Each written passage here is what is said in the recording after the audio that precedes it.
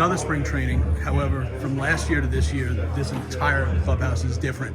It's early, but what's the difference in the vibe so far? Feels like a new team. I mean, it is a new team. New coaching staff as well.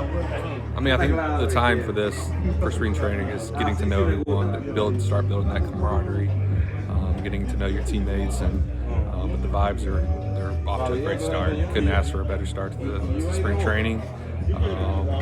Position players just got here, but a lot of them got here early, and couldn't speak highly so far of everyone. It's interesting because you've been on teams where they've been together for a while. Yeah. And sometimes, it just becomes routine, and sometimes you need that infusion from different organizations to try and bring different ideas. Take a look at the guys that they brought in. A lot of them come from winning organizations as well. Yeah. When you get that influx of veterans who have won, what does it mean as overall, especially during the times where things might not be going well? I think that's where, like you said, those guys, you have to share your knowledge, share your experiences with the younger guys.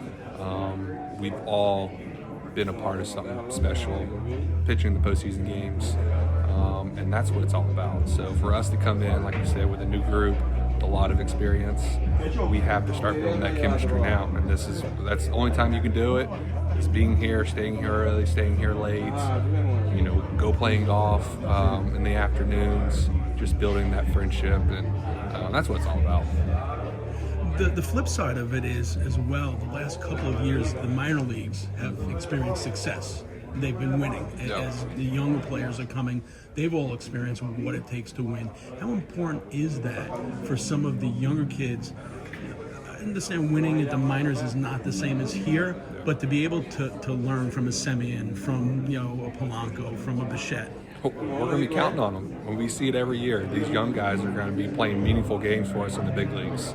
So we're definitely going to be counting on these guys. We saw it last year. How many pitchers did we go through last year? We went through a lot. So 46. Yeah, it's going to be, obviously injuries are going to happen, so we're going to need guys to step up. And we have guys fighting for, the opening day job as well. So these young guys, be around the older guys as much as you can, ask questions, be a sponge, because we are going to be counting on them.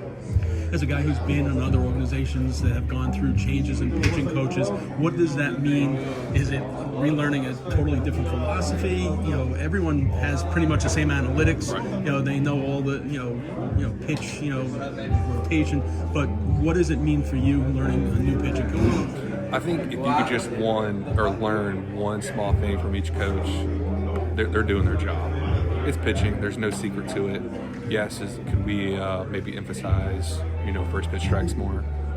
Obviously, no walks, strikeouts, limit damage. I mean, that's what J-Dub is really emphasizing on this year, and we're going to take pride in it. We're going to have leaderboards, putting everyone. If you're doing bad, putting you on blast, and but also too, if you're doing good, you're going to be praised as well. So just having that friendly competition between each other, and I think that's important because we're all pretty competitive. I noticed that. I mean, It starts early. Yeah. The leaderboard's already up there. So the last question I have for you is, back in the day, a guy who could throw a fastball was eye-opening. But now everyone can throw. I just saw yesterday Joey Berger throwing, and his stuff was filthy.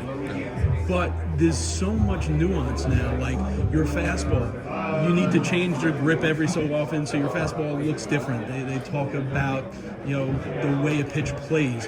How much has your game evolved because of all of this? I'll admit I was never really an analytical guy, biomechanical guy. I'm off feel, and whatever feels good that day, that's what I'm going to do. And I'm going to let the hitter show what I need to do and what I don't need to do. But I have starting to learn more on the analytical side, and it can go both ways. You can get too analytical and it can hurt you, and vice versa. They can go the other way. So I think there's that good balance that I'm starting to learn and appreciate, and especially now as I'm getting older. Maybe the stuff isn't quite as good.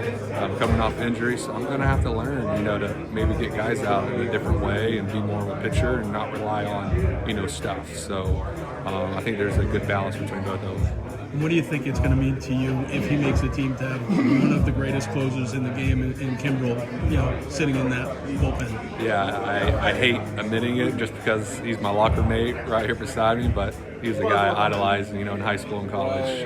Mechanics, his demeanor on the mound, that's my idol right there. So it's pretty cool getting to play catch with him, sit right next to him. I wish him nothing but the best. I hope he makes it to the Hall of Fame one day, and he deserves every bit of it.